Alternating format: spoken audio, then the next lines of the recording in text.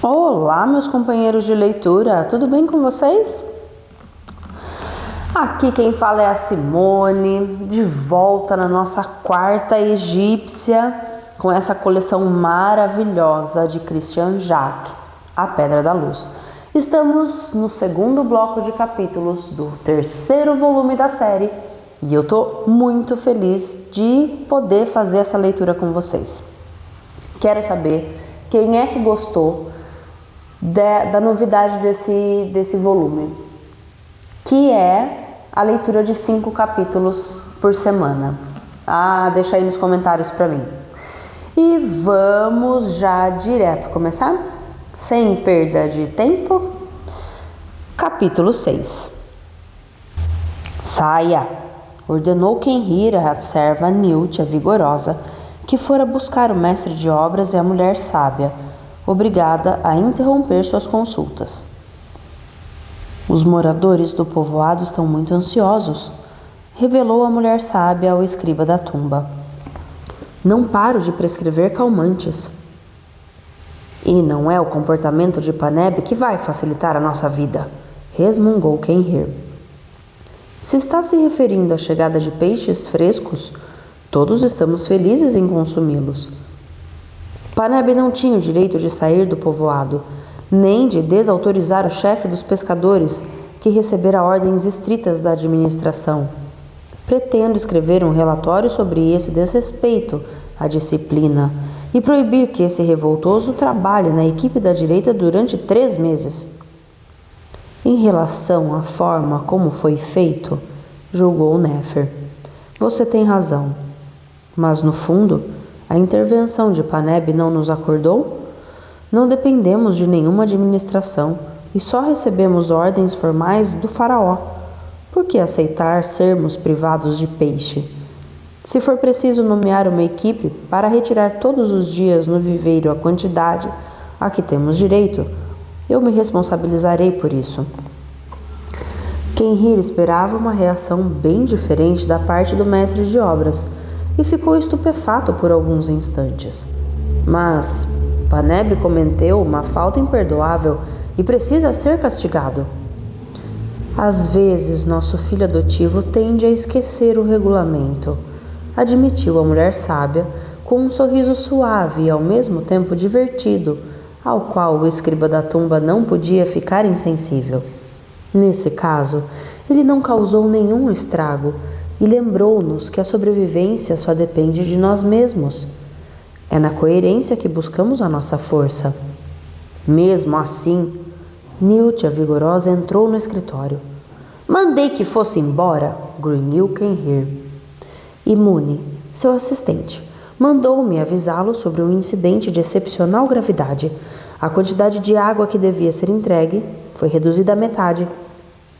Quenhir levantou-se como se tivesse 20 anos a menos e saiu de casa andando como um adolescente, seguido do mestre de obras e da mulher sábia, tão preocupados quanto ele. O trio chegou rapidamente ao enorme reservatório cujo bocal de pedra media 2 metros de diâmetro, localizado perto da entrada norte. Várias donas de casa cercavam o escriba assistente imune e começavam a ficar agressivas. Esperávamos 50 burros, explicou o pequeno escriba, que tinha as feições de um roedor e o olhar carrancudo. Eles chegaram, mas sem os odres. E os carregadores de água que os acompanhavam? Perguntou Quenhir. Também não trouxeram nada. Que explicações eles deram? Nenhuma, respondeu o imune com sua voz melosa. Mesmo assim, registrei as declarações deles nas tábuas de madeira, para que você pudesse copiá-las no diário da tumba. Julgando-se dotado para a literatura, que para ele só tinha valor se fosse particularmente difícil de ser lida, Imune nunca saía sem o material de escriba, do qual cuidava como um maníaco, como fazia com o seu fino bigode. Verificou nossas reservas? Preocupou-se o escriba da tumba. A grande jarra do muro sul está cheia até a metade, e há água suficiente nos poços do templo de Hathor para celebrar os ritos por muitas semanas. A água entregue hoje já foi distribuída? Perguntou Clara. Eu me opus, declarou imune orgulhoso. Nenhuma das ânforas dispostas nas ruas foi enchida. Fincados no chão, os grandes recipientes de terracota, cobertos de esmalte vitrificado, traziam os nomes dos soberanos que os haviam doado ao povoado, como Amenhotep I, Hatshepsut, Tutmés III e Ramsés o Grande. Com 2 metros de altura, eles forneciam às donas de casa, em grande quantidade, o precioso líquido. Clara dirigiu-se para a porta norte. Néfer acompanhou-a. A luz do seu olhar desapareceu bruscamente, disse ele. Do que está com medo? De que a água que acabaram de nos entregar esteja envenenada. O chefe Sobek em pessoa vigiava os odres depositados perto da porta de entrada. Os burros e os comboieiros já haviam retornado ao vale. Alguém se aproximou desses odres? Perguntou Néfer. Ninguém, afirmou o núbio. Clara abriu-os um a um. Nenhum odor suspeito. Que um dos auxiliares traga amêndoas e frutos da balanita. E você, Sobek, ordene a um dos seus homens que traga uma garça real. Em cada um dos odres, com capacidade para uns 20 litros, Clara jogou vários frutos destinados a manter a água clara e livre de qualquer miasma. Mas ela não achou que essa precaução fosse suficiente e esperou pela experiência com a garça real, que 2 núbios haviam conseguido capturar num campo à beira do Nilo sem feri-la. A mulher sábia acalmou o belo pássaro branco, usando de magnetismo. Ele deu alguns passos e dirigiu-se para os odres. Se ele bebesse da água, era sinal de que ela não estava contaminada por nenhuma impureza. O pernalta afastou o bico e alçou o vôo. Vamos esvaziar esses odres e queimá-los, exigiu Clara. Desta vez, concluiu quem rir que assistira à cena. Foi demais. Privam-nos de peixe e de água pura e ainda tentam nos envenenar. Um relatório circunstanciado sobre esses fatos será enviado amanhã para a capital. Preciso avisar o general Merry, determinou o mestre de obras, e identificar o autor desse inóbil atentado. Eu o acompanho. Não, quem rir. Fique aqui e tome todas as medidas necessárias para defender o povoado contra uma eventual agressão. Todas, realmente? Não temos escolha. O caminho não é seguro, nem mesmo na margem oeste. Leve Paneb com você. Merry estava atordoado. Você fez o que, Serqueta? Como eu estava meio entediada, envenenei os odres destinados ao lugar da verdade. Só precisei roubar um frasco do nosso amigo Dactyr e derramar o conteúdo nos odres que, como me disseram, não eram tantos como habitualmente. Não é incrivelmente divertido? Em poucas horas, uma boa parte dos habitantes do povoado estará morta ou doente. O general deu um tapa tão violento no rosto da esposa que ela caiu para trás. Fui eu quem reduziu o número de odres para semear confusão na confraria, gerar protestos e fazê-la acreditar que o responsável era Menemesse. Sem a quantidade suficiente de água, os artesãos seriam obrigados a deixar o povoado temporariamente. E eu poderia revistá-lo à vontade. Agora, talvez você tenha matado nosso aliado que vive lá. E se todos morrerem? Sussurrou Serqueta com uma voz de menina. Você se esquece de que eles contam com a ciência de uma mulher sábia capaz de curá-los. E você se esqueceu de que sou eu, somente eu, quem determina a nossa estratégia. Nunca mais se atreva a tomar esse tipo de iniciativa, Serqueta. Com a face em fogo, ela se arrastou aos pés do seu amo e senhor. Perdoe-me, meu doce amor. Você não merece. Perdoe-me, eu suplico. Merry teria desprezado de bom grado essa insensata, mas ela ainda poderia ser útil. Agarrou-a pelos cabelos para erguê-la e puxou-a para si. Apesar da dor, Serqueta permaneceu calada. No dia em que o marido cedesse à piedade, ela o mataria. Se o seu golpe falhar, a confraria não tardará a reagir. Eu poderia acusar Dacter, mas ele ainda nos é indispensável. Serqueta beijou o largo torso do marido. Tenho uma ideia, ela murmurou.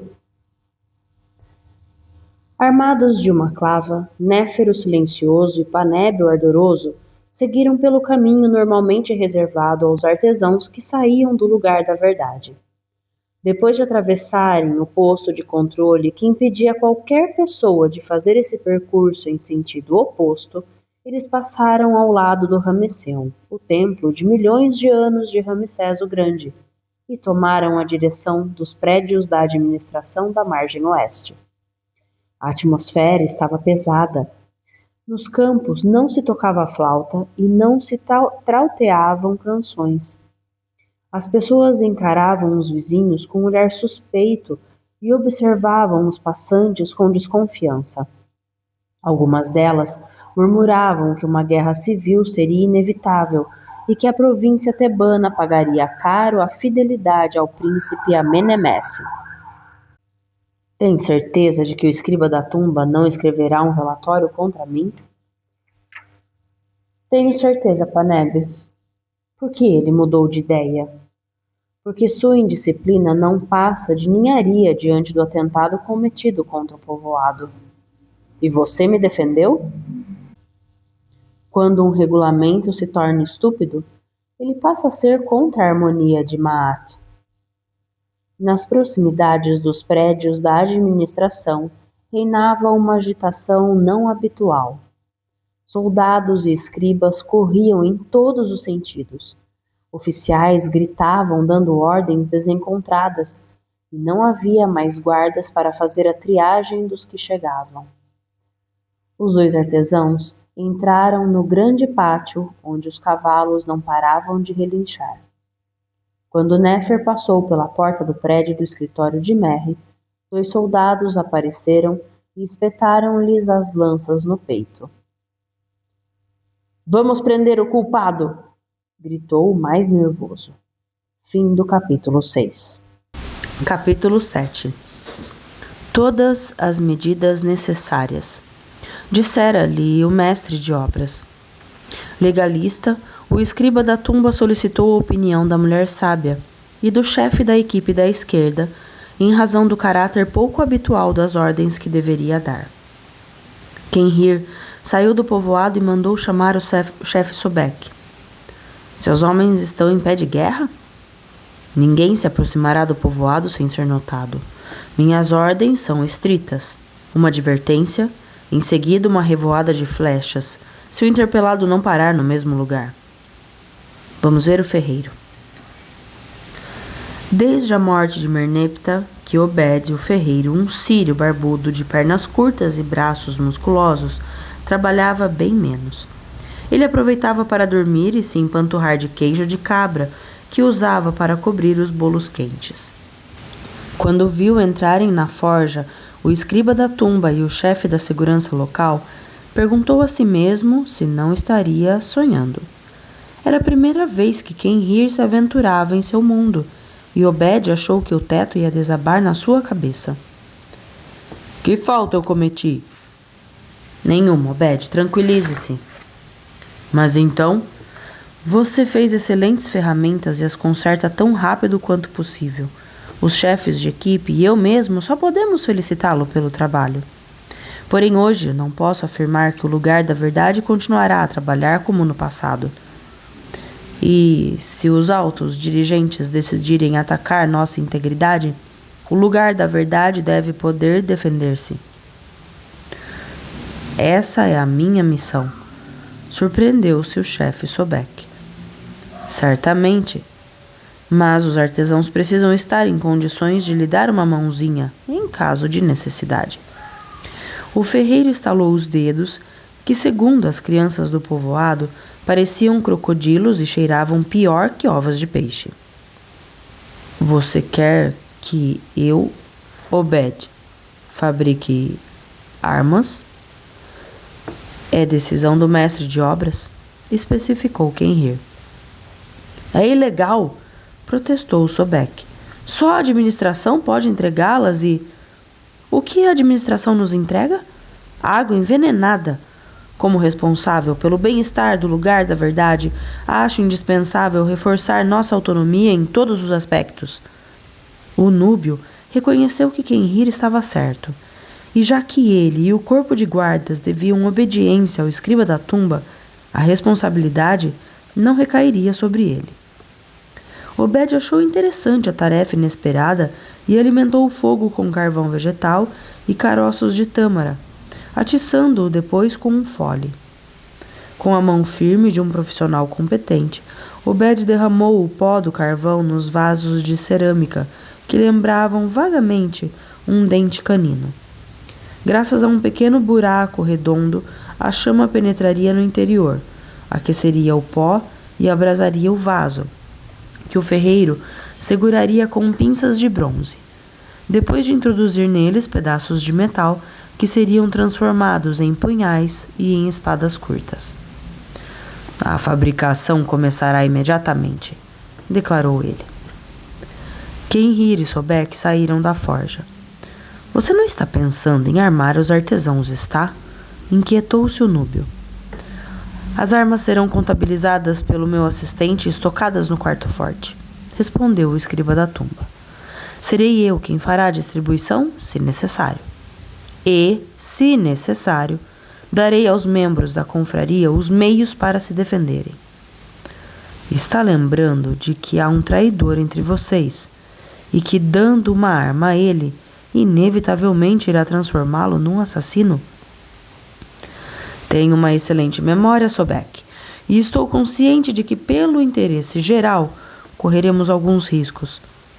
Até nova ordem, só os meus homens estarão armados, mas esqueceu-se de que esse devorador das trevas poderia usar qualquer ferramenta como arma? Ele condenaria a própria alma à destruição. Não acha que isso já aconteceu? Sou o mestre de obras do lugar da verdade, acompanhado de um artesão, declarou Nefer com calma. Abaixe a lança e leve-nos ao general Merry. A placidez do suspeito desconcertou o soldado.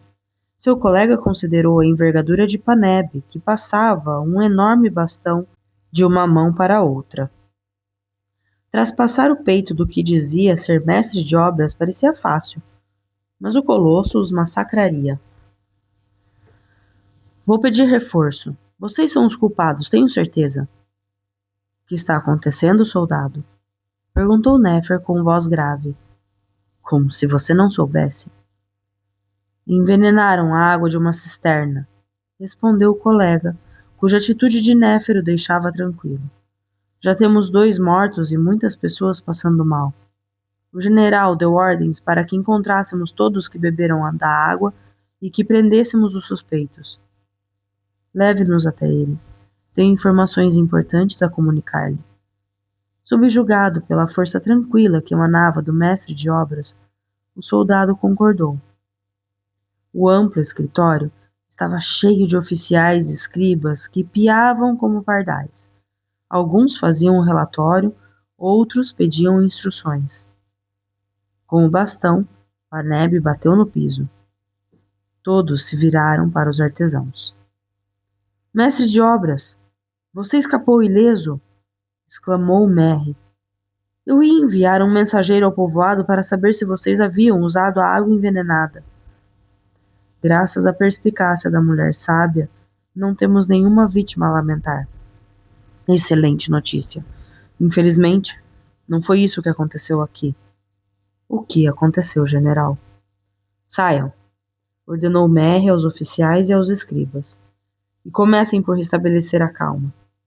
Anunciem que não corremos mais nenhum risco e que as causas desse drama já foram descobertas. Mais calmo, o grupo saiu do escritório. Parecendo esgotado, Merry deixou-se cair numa cadeira de encosto alto. Sentem-se, por favor. Preferimos continuar de pé, general. Que horrível vingança! Se não fosse a vigilância de um médico militar, haveria dezenas de mortos. Perdoe-me. Estou com a garganta seca. Um pouco de vinho de tâmaras? Não, obrigado. Com as feições tensas, Mary tomou uma taça de um só gole. Foram tantos acontecimentos trágicos que não estou conseguindo pôr os pensamentos em ordem. Primeiro foi a proibição da capital sobre o consumo de peixe no período de luto. E ainda por cima a decisão do príncipe Amenemesse sobre as entregas de água ao povoado. Trata-se de uma intolerável violação da lei que é aplicada ao lugar da verdade, lembrou o mestre de obras. Eu sei. Mandei incontinenti uma nota de protesto às autoridades provisórias e expliquei ao príncipe Amenemesse que nenhum racionamento, de qualquer tipo, podia ser imposto à sua confraria sem a ordem do faraó. Porém, às vezes o filho de Sete tende a se considerar o novo chefe do país. É melhor confessar, general, que retiramos peixes do nosso viveiro. Excelente iniciativa, Nefer. Não fizeram mais do que substituir uma categoria de auxiliares impedida de trabalhar. Por isso, ninguém, principalmente eu, vai condená-los por essa atitude. Como administrador, vou apoiá-los, sem reservas. No que diz respeito à água, não consegui impedir a mudança de hoje. Ou voltamos ao normal amanhã ou pedirei demissão. E um conflito eclodirá entre Amenemesse e aqueles que respeitam a lei de Maat. Ao pôr toda a sua influência em jogo, Mary provava à confraria que era seu melhor aliado. E, como manipulava o jovem e crédulo Amenemesse, o general não corria nenhum risco de ser demitido de suas funções.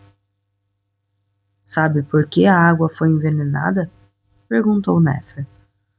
Uma vingança de uma crueldade inaudita. O irmão de um dos líbios que tentaram entrar no povoado trabalhava nas estrebarias. Quando ele soube que os cúmplices haviam sido presos e tinham recebido uma condenação severa, o monstro roubou algumas drogas da enfermaria e poluiu os odres destinados ao exército e ao lugar da verdade. Felizmente, um médico constatou o desaparecimento de vários frascos e deu imediatamente o alerta. Por azar, 2 palafreneiros, um ordenança e um escriba da contabilidade, já estavam vomitando, e vários soldados da infantaria contorciam-se de dor. Não conseguimos salvá-los todos. Nefer estremeceu. Se a mulher sábia não houvesse pressentido o perigo, quantos habitantes do povoado teriam morrido? Como conseguiu identificar o culpado? Perguntou Paneb. Um oficial achou que ele agia estranhamente e teve a ideia de revistar-lhe a cabana. Foram achados os frascos roubados. O monstro tentou fugir. Os arqueiros o abateram. Graças aos colegas desse homicida, ficamos sabendo quem ele era e por que tomara essa atitude. Adotei medidas para que a água e os alimentos sejam verificados todos os dias, pelo serviço sanitário, para evitar que uma tragédia tão horrorosa aconteça novamente. Mary não disse que fora a doce cerqueta que colocara nos pertences do Líbio as provas incriminadoras, isto é, os frascos que ela mesma roubara da enfermaria, para evitar que uma eventual investigação chegasse ao laboratório de Dacter. Sem pôr em dúvida a qualidade do seu controle, prometeu o mestre de obras. Nós também faremos uma verificação.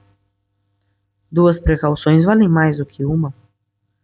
Se a quantidade habitual de água não nos for entregue amanhã, temo uma revolta dos artesãos. O general Merry levantou-se.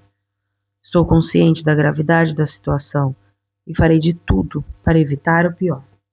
Fim do capítulo 7. Capítulo 8. Conforme a tradição, a casa do mestre de obras e a do escriba da tumba eram as 2 habitações mais bonitas do povoado. Todas as manhãs, Nefer e Clara levantavam-se antes do nascer do sol para fazer as abluções, antes de irem ao templo celebrar os ritos do renascimento da luz, em nome do faraó e da rainha do Egito.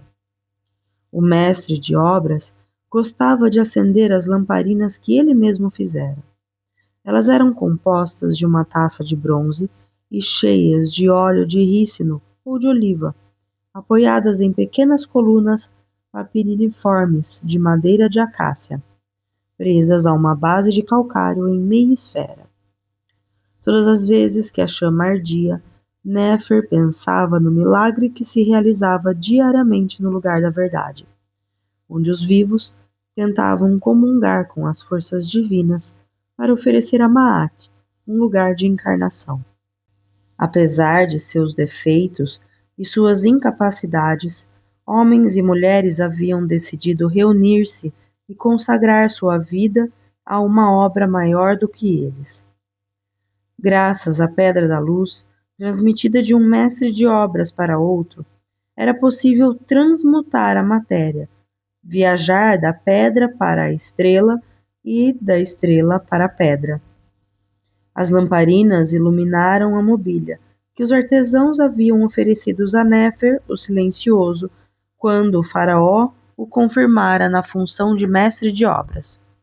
Uma cadeira com encosto alto, decorada com espirais, lótus, losangos e romãs em volta de um sol. Uma outra cadeira, enfeitada com uma parreira e cachos de uvas.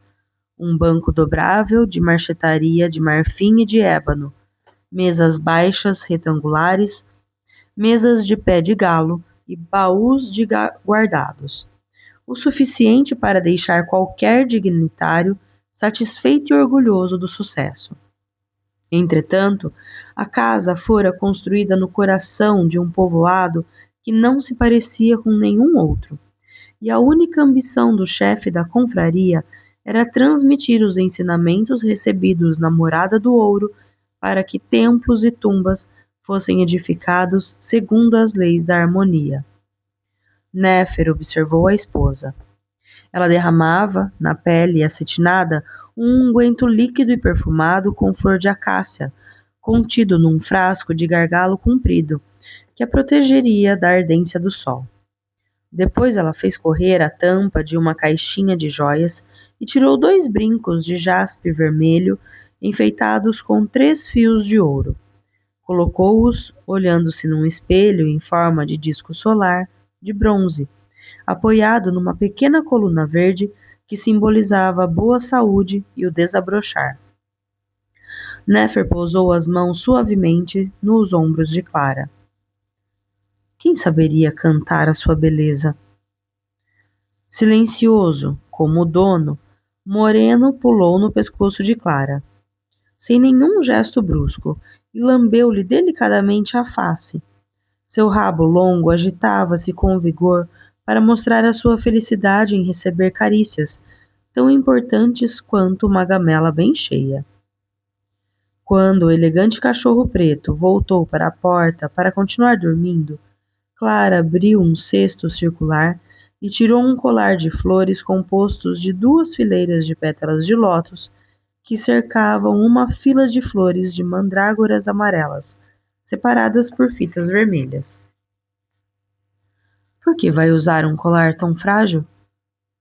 É uma oferenda à deusa do silêncio. Você vai até o pico ao encontro da grande Naja fêmea, não é? Precisamos da ajuda dela, Néfer. Só o poder mágico permitirá enfrentar os golpes da sorte e modificar o curso dos fatos. Todas as vezes que você a faz sair da toca, arrisca sua vida. Não devemos correr todos os riscos para proteger o povoado das desgraças que o espreitam? Néfer beijou a esposa no pescoço. Revelada pelos primeiros raios do sol nascente, a paisagem era esplêndida. Entre o ocre do deserto e o verde das culturas, a diferença era brutal.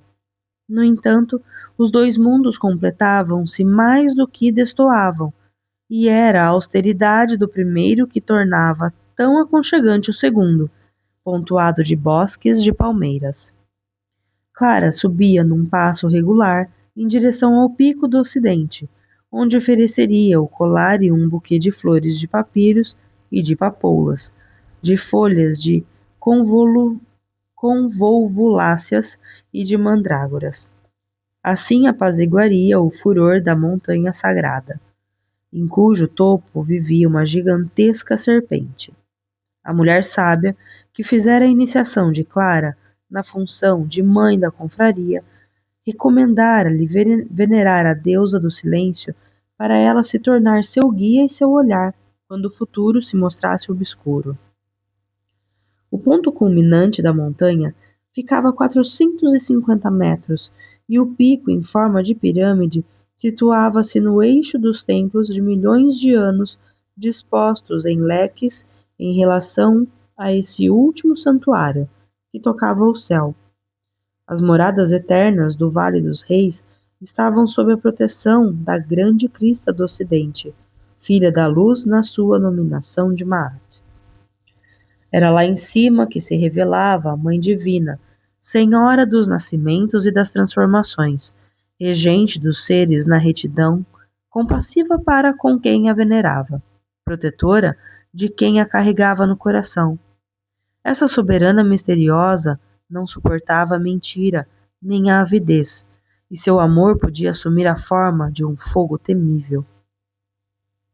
Só a mulher sábia era capaz de ultrapassar os limites do oratório onde vivia a Naja real, que era a encarnação da deusa do pico. No corpo da serpente, tão frequentemente representada nas paredes das tumbas reais, ocorria a regeneração cotidiana do sol. Por essa razão, ela era a vencedora dos tempos e a responsável pela ressurreição. Quando chegou ao topo, Clara depôs o buquê e o colar num pequeno altar e salmodiou um hino à luz renascente que animava todas as formas de vida. Lentamente, a Naja fêmea saiu do antro e, com uma vivacidade surpreendente, impertigou-se em posição de ataque. Imitando-a, a mulher sábia balançou-se da direita para a esquerda e da esquerda para a direita, sem pressa e sem movimentos bruscos. Fixava os olhos do réptil, nos quais brilhava um clarão vermelho, cuja agressividade foi se atenuando aos poucos. Acalmada pela voz melodiosa da superiora das sacerdotisas de Hathor, a Naja da deusa imobilizou-se como se transformada numa estátua de granito, e escutou as perguntas daquela que conseguira encantá-la. Poucos moradores do povoado haviam dormido bem, atormentados pela preocupação. Será que a água potável de que precisavam seria entregue com quantidade suficiente? Mesmo assim, como em todas as manhãs, as mulheres haviam cumprido seus deveres de sacerdotisas de Hathor e depositado as oferendas nos altares dos ancestrais, cuja proteção era mais indispensável do que nunca. As autoridades estão zombando de nós, falou Caro, o brusco, talhador de pedras, atarracado, de braços curtos e fortes, nariz quebrado e sobrancelhas espessas. Não entregarão nem água, nem pão, nem legumes. Você é pessimista demais, retorquiu Renopeu jovial, escultor, com uma grande barriga e cara maliciosa de travesso. Graças a Paneb já conseguimos peixe fresco. Foi apenas uma atitude de momento, opinou Nact, o possante, outro talhador de pedras, com envergadura de atleta e um andar pesadão. Ninguém pediu nada para ele, e isso nos vai trazer problemas. Sente-se no tamborete e não se mexa mais, ordenou-lhe Renopé, que fazia as vezes de cabeleireiro e barbeiro. Meu cabelo não está muito comprido, protestou Nact. Agora é sua vez. Não dê mau exemplo, senão a vida ficará muito difícil. O possante não quis contrariar o jovial, que afiara seu barbeador de sílex e mostrava uma grande destreza. Com ele, não havia possibilidade de cortes e uma loção pós-barba acalmava a irritação da pele. A grande carcaça meio mole do desenhista Gal, o preciso, que tinha o nariz comprido e um rosto desagradável, aproximou-se dos colegas da equipe da direita. Notícias? Perguntou com sua voz rouca. Nenhuma, respondeu Caro. O Zerhat o leão foi conferir na porta principal. O chefe dos escultores, com um peitoral tão magnífico quanto de um grande felino, voltava na direção do pequeno grupo em companhia do talhador de pedras, Kazá, o Cordame, de rosto quadrado, que 2 pequenos olhos castanhos enchiam de vida. Não há nenhum burro à vista, declarou esse último. É porque você não viu a si mesmo, brincou Renopé. Se não tivesse um barbeador na mão, eu o faria engolir suas palavras. Acalme-se, recomendou o Zerhat. Não vamos começar a brigar. Ainda meio adormecido, o desenhista país bondoso, com uma barriga redonda e maçãs do rosto salientes, saiu de casa com um passo hesitante. Minha mulher pediu água para a cozinha. Terá de esperar como as outras, desferiu Kazá irritado. Não me diga que os burros não chegaram. Não teria coragem de voltar para casa. Se for preciso, prometeu Didia o generoso, um carpinteiro de grande estatura e gestos lentos. Eu lhe darei asilo. O ouvir Estúcio, sábio, raquítico e frágil, estava em silêncio, bem como o desenhista Unesh, o chacal, ainda mais fechado do que o habitual.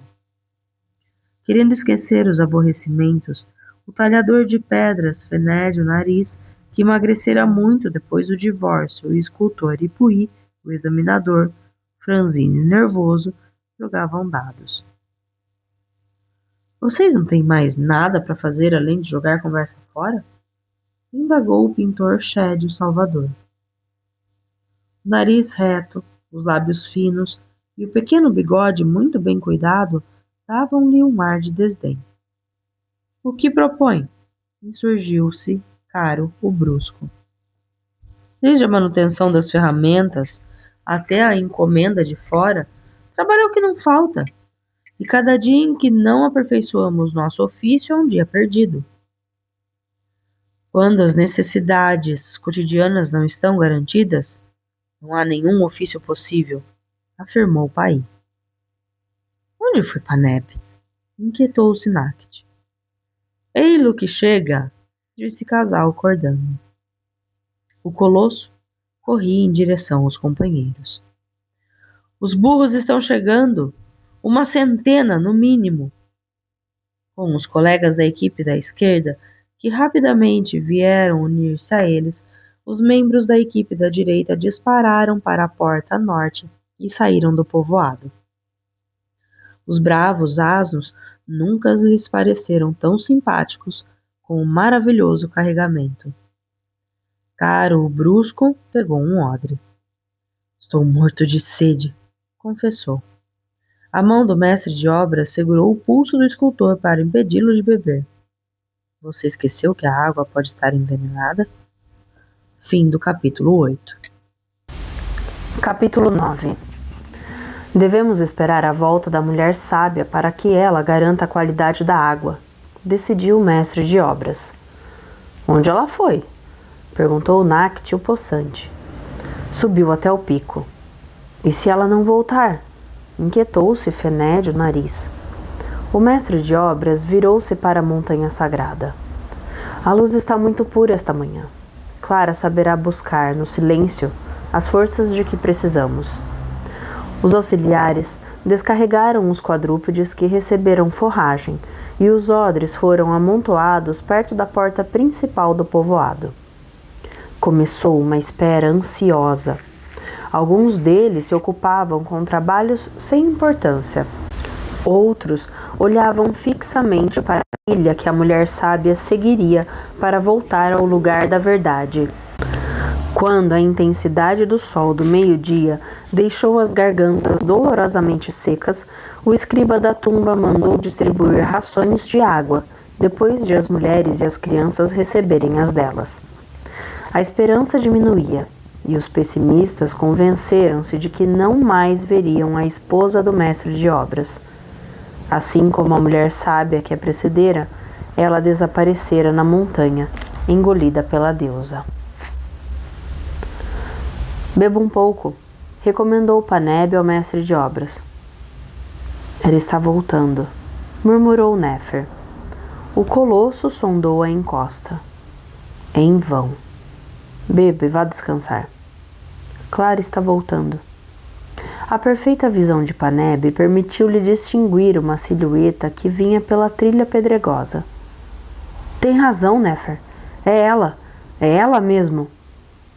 A boa nova propagou-se imediatamente e várias crianças, entre elas o filho de Paneb, foram autorizadas a correr ao encontro da mulher sábia. Resplandecente, Clara foi recebida com gritos de alegria.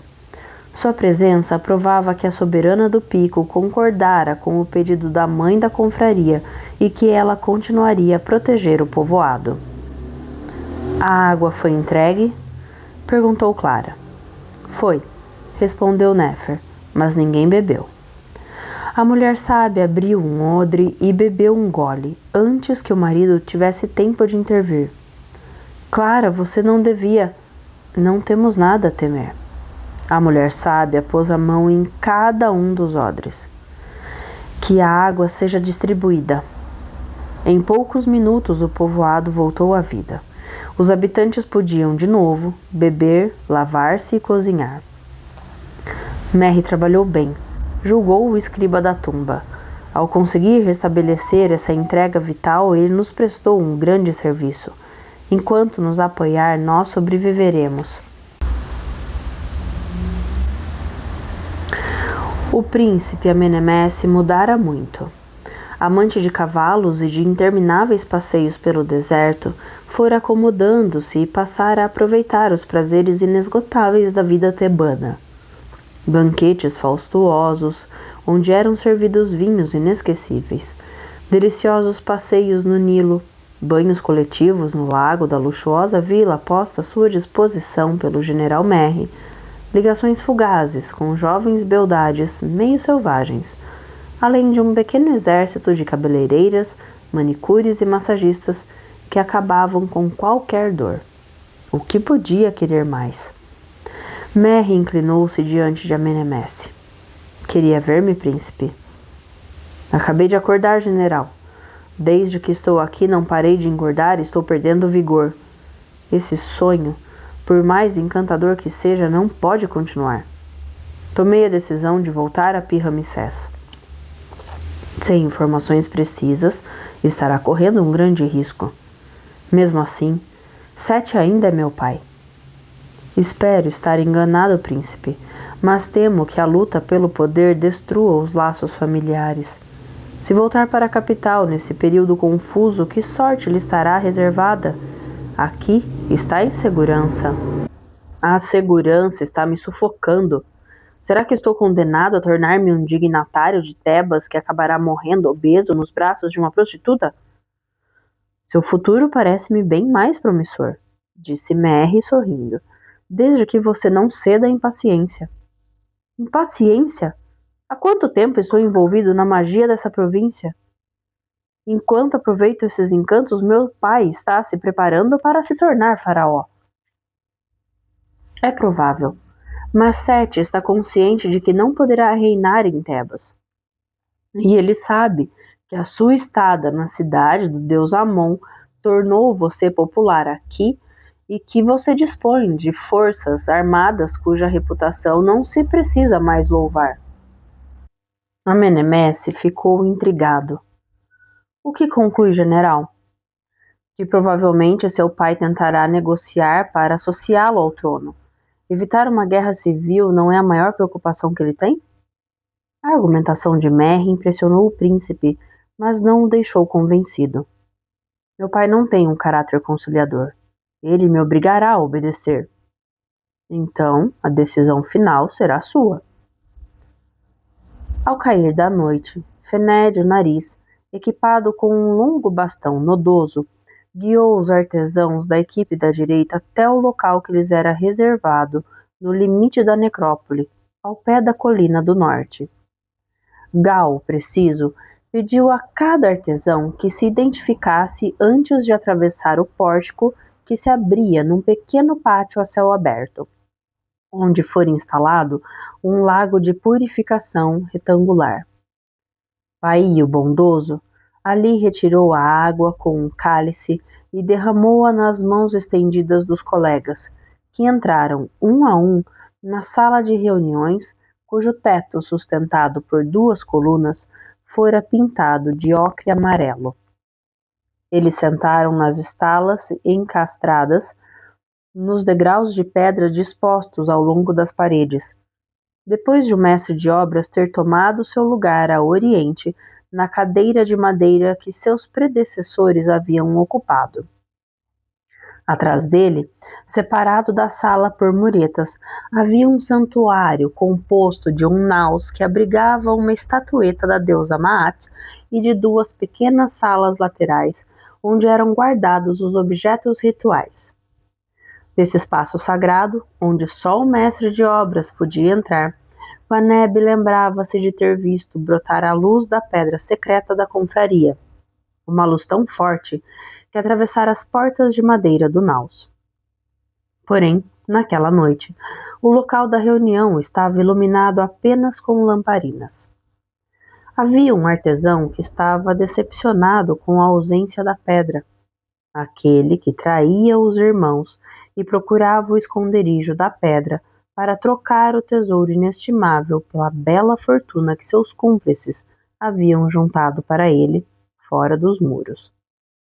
É fato que o local ficava fechado por ocasião das assembleias, mas Néfer não cometeria a imprudência de deixar a Pedra da Luz ali.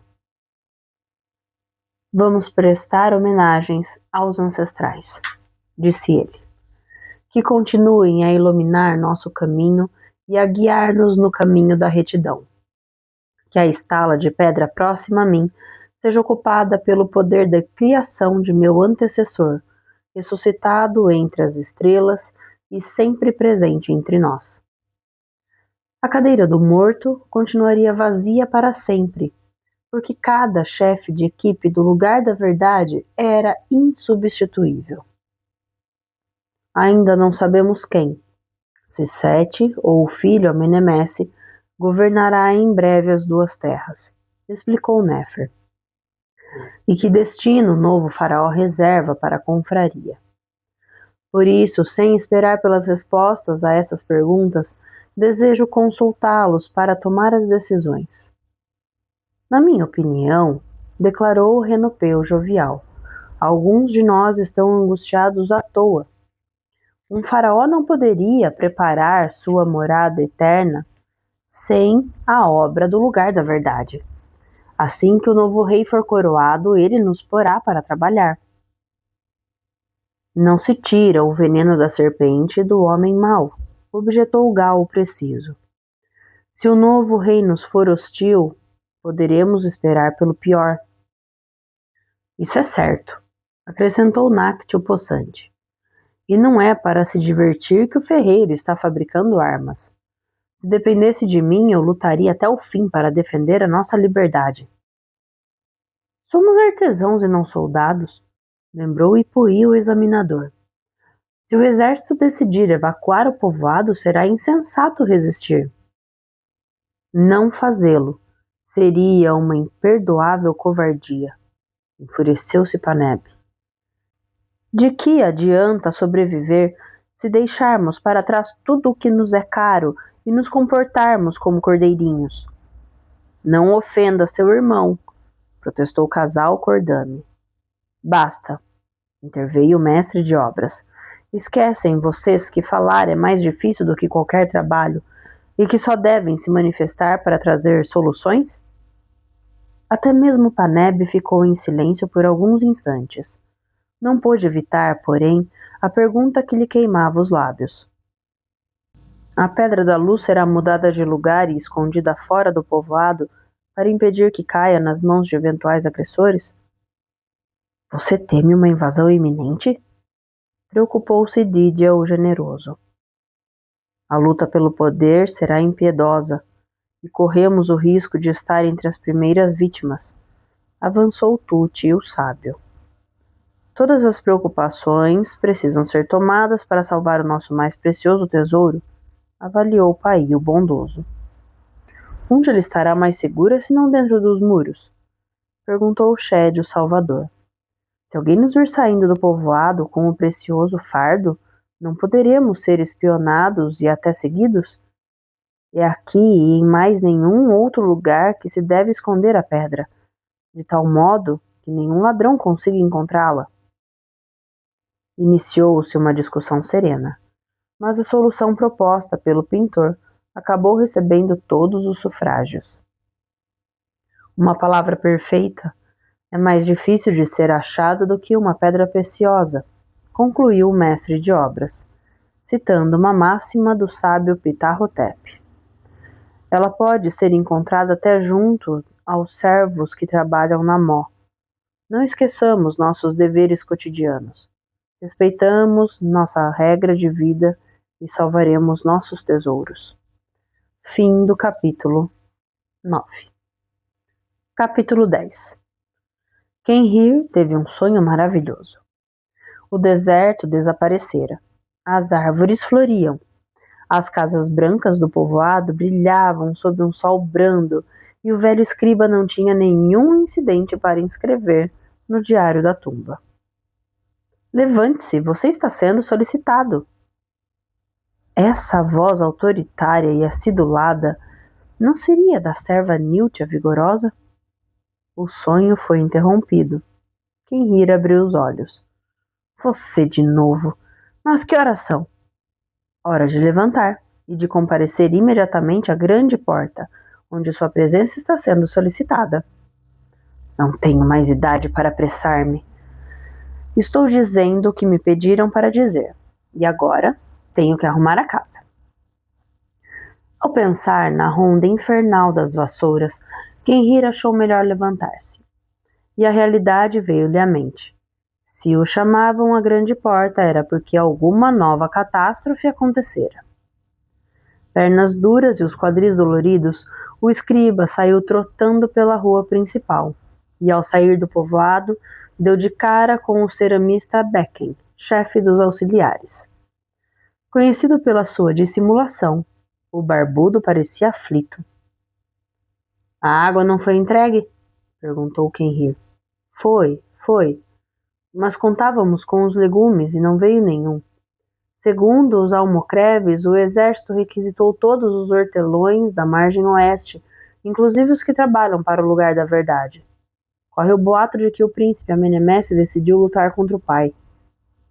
Quenhir dirigiu-se para o 5º fortim, onde o chefe Sobek dava instruções a uma dezena de policiais. O tom era seco, a fala nervosa. Aos seus postos, imediatamente, exigiu o núbio.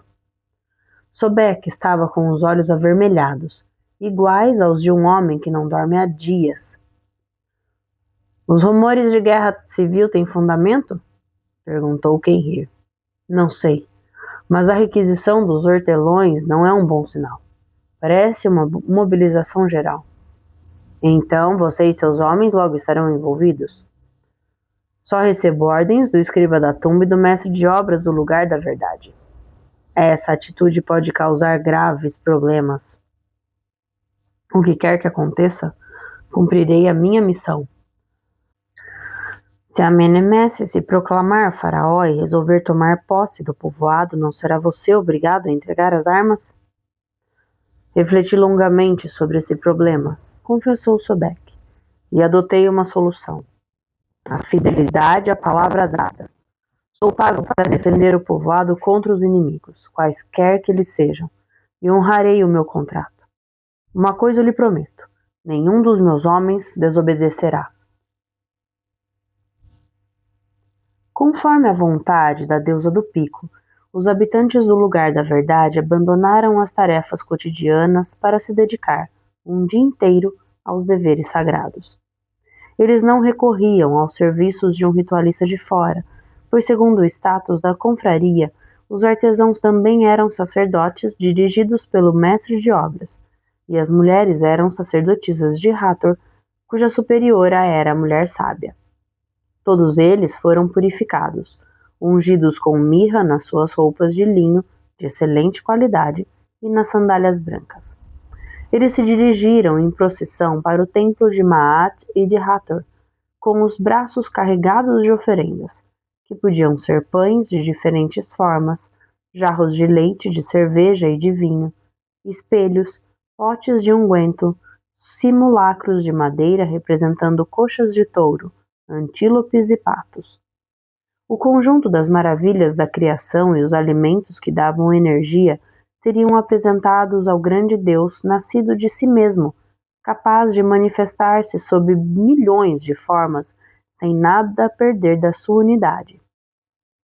Ele que criava a cada instante o céu, a terra, a água, as montanhas e dava vida aos humanos.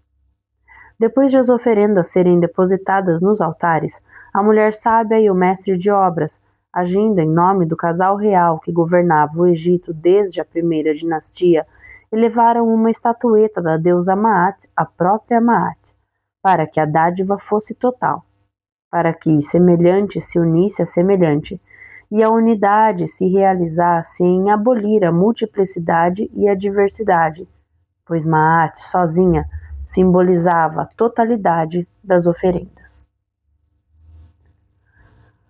Enquanto o céu permanecer nos seus 4 suportes e a terra estável nos seus fundamentos, disse o mestre de obras, enquanto o sol brilhar de dia e a lua resplandecer à noite, enquanto Órion for a manifestação de Osíris e Sótis, a soberana das estrelas, enquanto a inundação vier na sua hora e a terra fizer crescer as suas plantas, enquanto o vento do norte soprar no momento certo e a chama purificar o que deve ser purificado, enquanto os decanatos executarem sua função e as estrelas continuarem no lugar, este templo persistirá estável como o céu. Que a morada celeste possa acolher a dama de ouro, de prata e das pedras preciosas, implorou a mulher sábia. Que ela preserve a nossa alegria e a nossa coerência diante da adversidade. Durante a cerimônia, o traidor só pensara na Pedra da Luz e questionara suas hipóteses segundo as quais o mestre de obras a escondera no templo principal do povoado ou no local de reunião da confraria. Por muito tempo, elaborara planos para entrar nesses lugares, e não seria o fracasso do comando líbio que abalaria sua determinação. Mas não estaria errando o alvo? Néfer e a mulher sábia tinham conhecimento de que um devorador das trevas estava rondando à procura de presa, e forçosamente haviam preparado as iscas. Será que a mais eficaz não consistia em fazer com que o ladrão acreditasse que a Pedra da Luz só estaria em segurança num dos lugares sagrados do povoado? Claro que ele seria hábil o bastante a ponto de optar por um esconderijo aparentemente mais fácil, talvez até mais visível, para que ninguém prestasse atenção. Néfer, o silencioso, não havia se traído ao evocar a palavra perfeita, mais escondida do que uma pedra preciosa, e que estava junto das servas que trabalhavam na mó. A maleta da mó, indispensável para triturar os cereais usados na fabricação do pão e da cerveja, não era uma pedra qualquer. Tratava-se do dolerito, de cor marrom esverdeada, de uma excepcional dureza.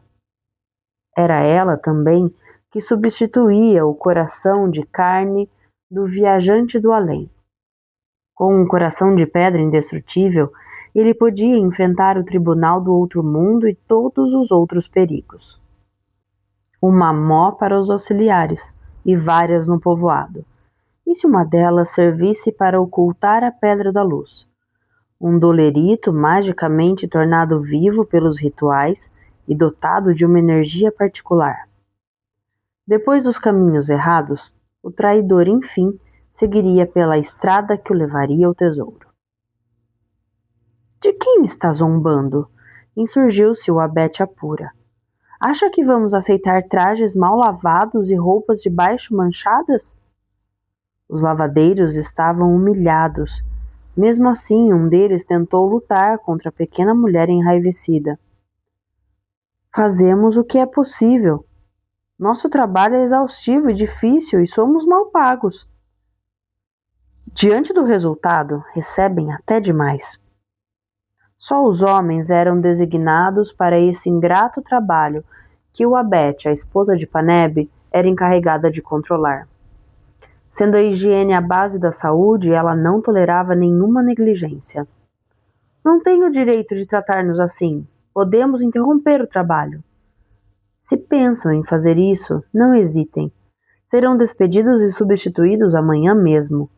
Não terei nenhuma dificuldade em contratar novos lavadeiros. A jovem fingiu que ia voltar para o povoado. Espere. Concordamos em melhorar nossos métodos. Hoje não receberão nenhum pagamento. E não voltem a comportar-se de maneira tão deplorável, pois não serei indulgente. Ainda mais humilhados, os lavadeiros voltaram para o canal, com a firme intenção de corrigir os erros e de recuperar o atraso, porque o Abete Apura não estava brincando. Para conservar um trabalho duro, mas invejado, seria melhor conquistar as boas graças da moça. Independentemente dos rumores, o lugar da verdade continuaria a existir, e suas necessidades permaneciam as mesmas.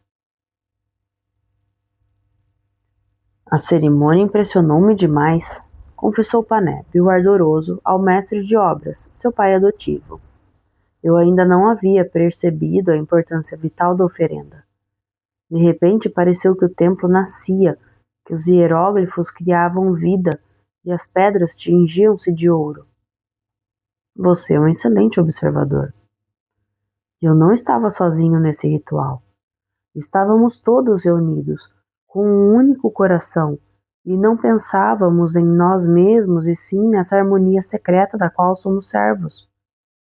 Néfero silencioso não moderou o entusiasmo de Paneb, que se esquecia da presença de um traidor, porque tinha coisa melhor a propor-lhe. Você trabalhou muito, uma grande quantidade de segredos do ofício lhe foi revelada, e você recebeu autorização para trabalhar numa tumba real. Chegou a hora de realizar sua obra-prima, se estiver de acordo. Paneb entusiasmou-se. Acha que poderia ser o contrário? Diga-me o que fazer. Não é tão simples. Você precisará de tempo para refletir e escolher o tema da obra-prima para não cometer nenhum erro na execução. Já tenho 100 ideias. 99 a mais. E não se esqueça o essencial. Não me desanime. O essencial é a matéria-prima. Enquanto não a houver escolhido, a obra-prima permanecerá longe da sua mente e da sua mão. Devo sair do povoado para descobri-la? Faça o que quiser, Paneb. Não vai me dar nenhuma indicação? Faz muito tempo que passei por essa prova. Minha memória está falha. Se Néfer não fosse o mestre de obras, Paneb o teria sacudido para fazê-lo falar. Os lavadeiros tentaram nos enganar, confidenciou Abete ao marido, que acabara de deitar na cama. Mas eu os chamei à ordem. Paneb continuou em silêncio. Está sentindo alguma coisa? Já ouviu falar da matéria-prima, Abete? A jovem sorriu. Ah, o mestre de obras pediu que você realizasse sua obra-prima. Paneb deu um pulo e pegou-a pelos ombros. Então você sabe? Eu não passo de uma simples sacerdotisa da deusa Hathor, mas espero que você consiga. Fim do capítulo 10. E fim desse bloco de leituras. Sabe o que me veio à mente agora, amigos? O quanto que a história do Paneb nos ensina sobre persistência, procrastinação e consciência. Conversem comigo o que vocês pensam sobre isso. Por quê? No início do livro, no início da série, Paneb foi tentado a desistir do seu grande sonho, que era se tornar um desenhista e pintor do lugar da verdade. E várias vezes ele foi provocado por outros ofícios. E ele sempre se saiu muito bem, porque ele era uma pessoa, ele é uma pessoa, né? É um personagem forte no sentido de bom, né? De uma pessoa que realiza as coisas, uma pessoa forte nesse sentido, realizadora, uma pessoa realizadora. E que se empenha em fazer um bom trabalho. E aí não tem como a gente não pensar em o quanto o mundo atual, né, o nosso cotidiano, nos tira ou nos provoca a nos desviar daquilo que realmente importa, daquilo que realmente nós estamos destinados a realizar, que é a procrastinação. O que faz com que você procrastine? O que faz com que você perca o foco do que realmente é importante fazer, do que realmente deve ser feito para que você alcance aquilo que você deseja? Vamos pensar um pouquinho nisso essa semana? Um grande beijo para vocês. A gente se encontra na próxima semana. Deixa aí o comentário para mim, falando um pouquinho sobre o que você pensa em relação a isso. Deixa o like no vídeo, compartilha e vamos chegar aos 500 seguidores, por favor, porque eu só quero 500 seguidores, gente. Eu não quero mais do que isso. Por quê? Porque eu quero fazer lives para vocês.